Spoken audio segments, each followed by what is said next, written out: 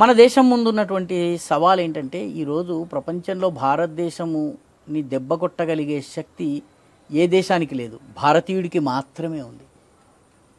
భారతీయుడు మాత్రమే భారతదేశాన్ని సర్వనాశనం చేయగలడు, బయటవాడు ఎవడు నాశనం చేయలేడు.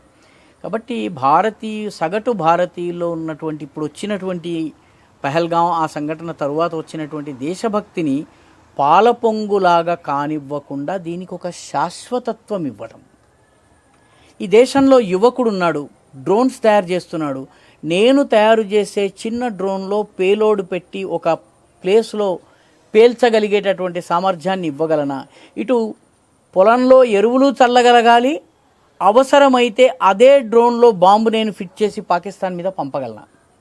ఈ రకమైనటువంటి ఒక సాధారణ విద్యార్థి కానీ, ఒక సాధారణ ఉద్యోగి కానీ, ఉపాధ్యాయుడు కానీ, లేకపోతే రకరకాల పనులు చేసేటువంటి మనలాంటి వాళ్ళం కానీ, మనందరం కూడాను కంట్రీ ఫస్ట్ అన్నటువంటి ఆలోచనతో ఉండి అవసరమైనటువంటి త్యాగాలకు సిద్ధపడేటటువంటి మానసికత మనం డెవలప్ చేసుకోవాలి.